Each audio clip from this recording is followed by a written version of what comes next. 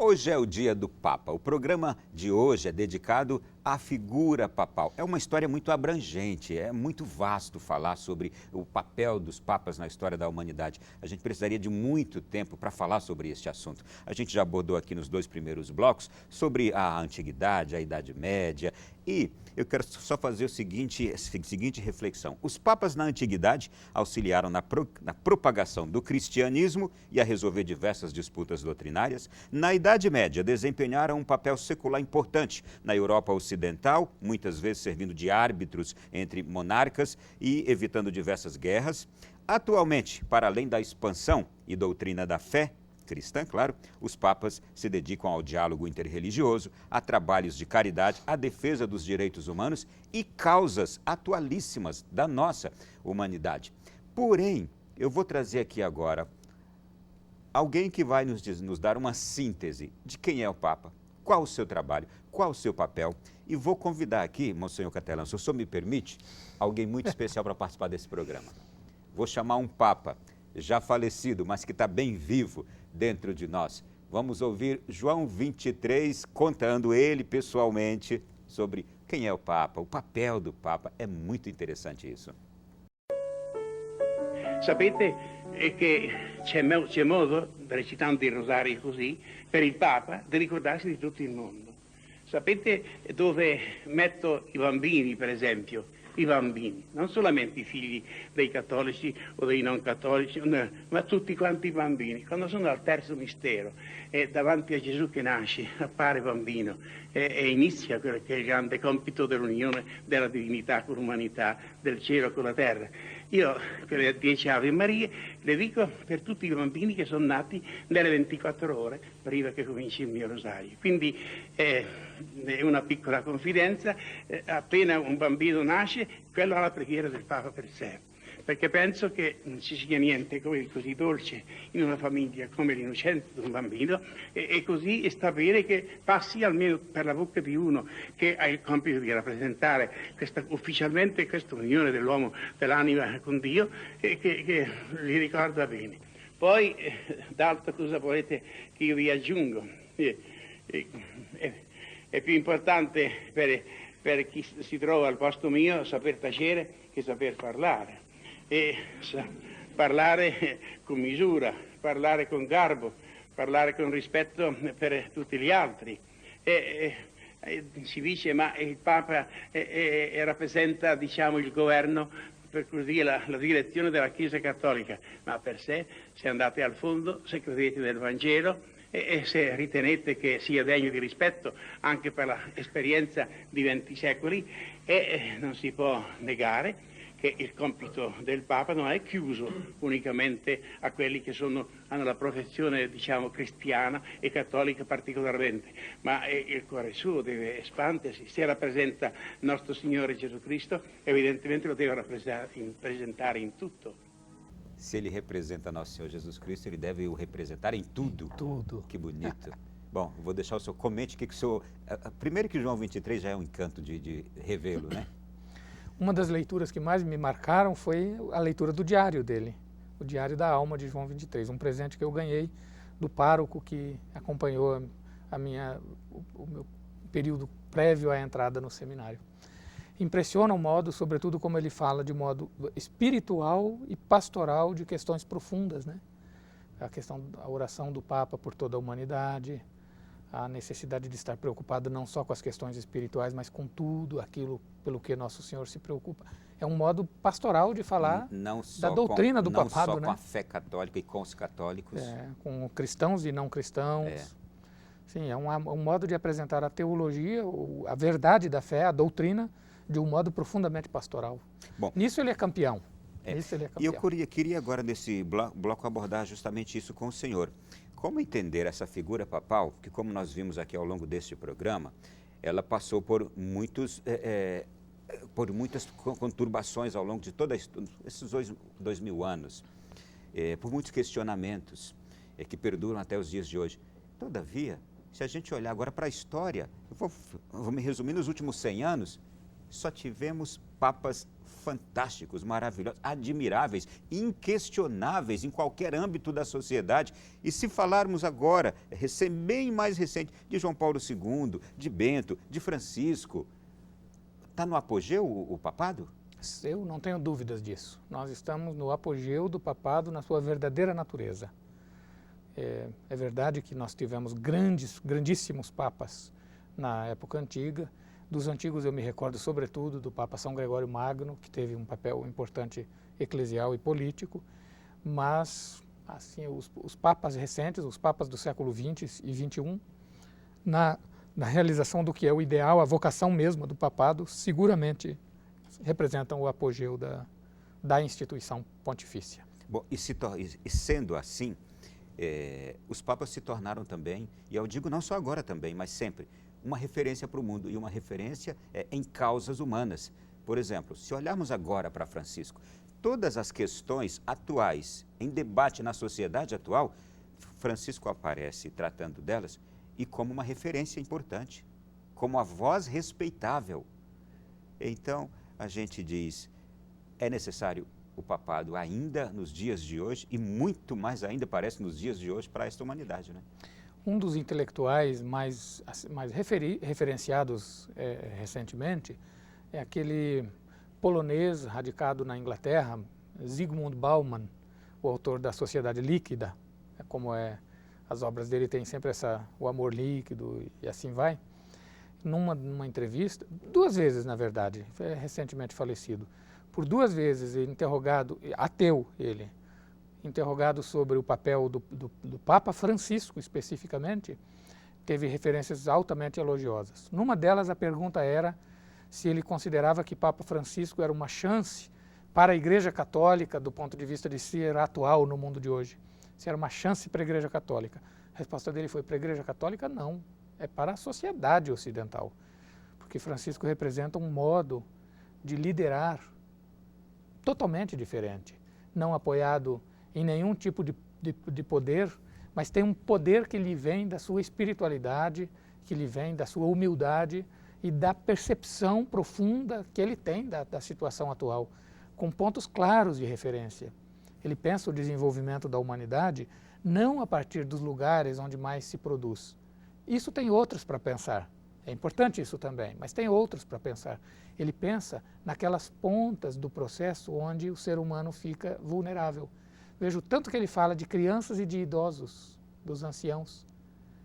A postura dele diante de doentes, de enfermos, inclusive com doenças graves, às vezes, ele se encontra, beija. Logo nos primeiros meses de Papa dele, correu o mundo aquela foto onde ele abraçava e encostava o rosto com carinho numa pessoa que tinha uma enfermidade que deformava a pele, toda cheia de úlceras, a pele de tumores, né? E ele encostou sem absolutamente nenhum nojo, nenhuma repulsa. Então é uma forma diferente de liderança, uma liderança que é efetivamente um serviço. E é uma liderança que a gente observa, não teme os dramas sociais, não teme as polêmicas, não tema os desafios talvez mais difíceis de se encarar. Ele não teme nada. É uma liderança nos dias de hoje. E eu diria, é só dentro da igreja que nós consideramos isso, ou será que fora também? Não, de modo muito frequente. Às vezes a gente vai a um lugar onde vai cortar o cabelo, num lugar onde o coiffeur, o barbeiro é, por exemplo, evangélico. Estou contando coisa acontecida comigo. Como eu me identifico como sacerdote, vou com a roupa que me identifica, eles entram em assunto e declaram a sua admiração, o seu amor por Papa Francisco. Então é algo muito, muito... E a gente tem notícia de situações interessantes. A amizade de Francisco com pastores protestantes na Argentina, um deles agora mora na Itália, ele foi visitá-lo em visita privada, não apenas recebeu, foi ao encontro. Então Francisco de fato é um fenômeno, usando uma linguagem não teológica, aqui não fala o teólogo, estou usando uma linguagem comum, simples. Do ponto de vista da comunicação, da mídia, a figura de Francisco transborda os limites eclesiais. Sim, veja, o senhor citou alguns casos, eu cito outros.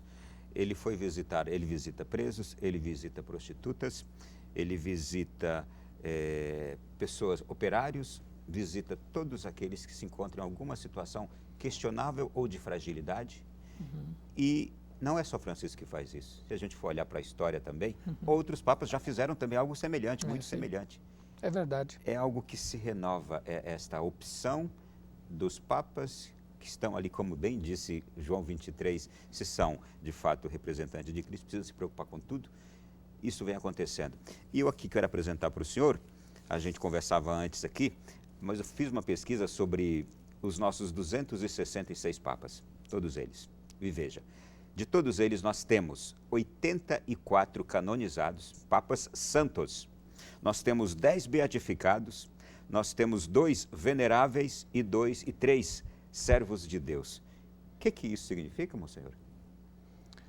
Significa uma referência muito especial do papado ao tema da santidade. O Papa é, em pessoa, um convite permanente a toda a Igreja de buscar a santidade e, por meio da santidade, prestar o serviço que é chamada a prestar ao mundo todo, a toda a sociedade. Sem esta vivência da santidade, que é uma vocação universal, a Igreja não poderia ser o que é. Então, o Papa não é apenas uma reserva moral da Igreja, ele é, sobretudo, uma reserva de santidade.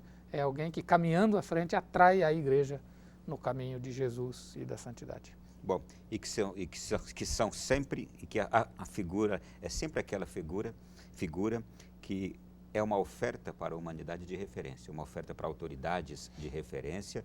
Quando a gente, meu filhinho de 12 anos perguntou, papai, o que é autoridade moral? E aí eu tive que me desdobrar para explicar para ele, é sobre autoridades políticas e sobre a autoridade do Papa. É sempre um convite a ser uma referência quando nós olhamos para a história dos papas e, claro, fazendo aquelas ressalvas que a gente entende como também época de crise na humanidade, né, monsenhor? Olha, Papa São João Paulo II, com direitos autorais, portanto, dinheiro pessoal dele, direito autoral.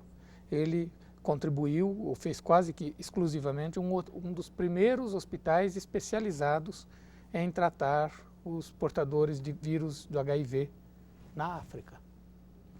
Bento XVI estabeleceu que 50% do que se recebem dos direitos autorais das suas obras no mundo inteiro deve ser usado para os pobres e os outros 50% para promover o estudo da teologia. Veja que equilíbrio, né? Então, como você dizia antes, Francisco se destaca em determinadas questões, mas é dando continuidade a uma tradição que faz parte do papado, da sua função. Monsenhor, há hoje, digo hoje, nos dias de hoje, uma distância entre nós católicos e aquilo que está nos pedindo Francisco. Francisco é um convite radical ao catolicismo de hoje, a segui-lo?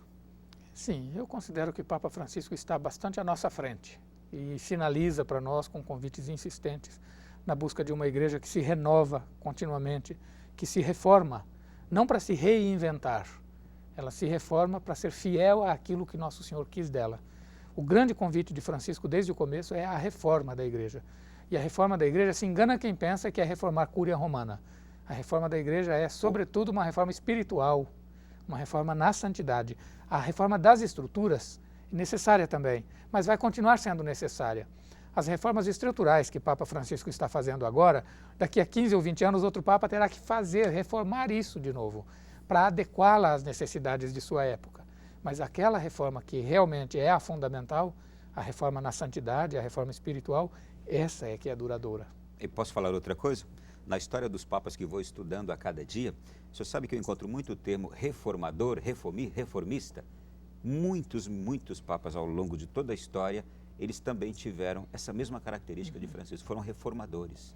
Ora, tem uma coisa com a palavra reforma, não quero também esticar, que não é o tema de hoje, a reforma merece um tema específico para um programa, mas a palavra reforma no teologuês, na linguagem teológica, não significa mudar a forma, significa voltar à forma original. E a forma original da igreja é aquela que Nosso Senhor pensou para ela.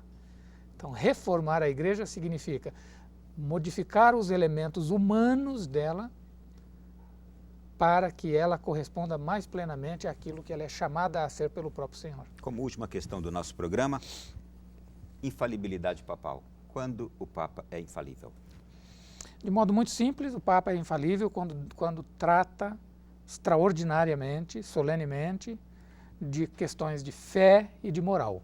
quando o Papa opina, por exemplo, sobre direitos humanos, nós acolhemos com muita atenção. É uma autoridade moral, mas ele não goza de infalibilidade falando de direitos políticos, direitos sociais, direitos civis. Quando trata-se de fé e de moral, ele é infalível.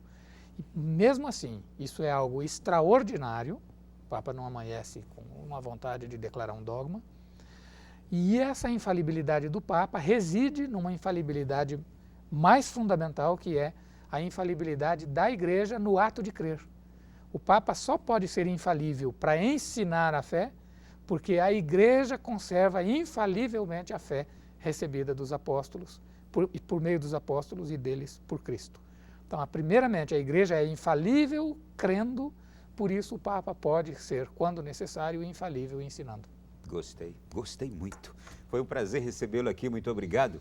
Obrigado, o prazer é meu, a alegria de me encontrar com você e com todas essas pessoas que acompanham o seu programa e que ficam atualizadas não apenas com a notícia, mas muito além da notícia, com os fundamentos delas.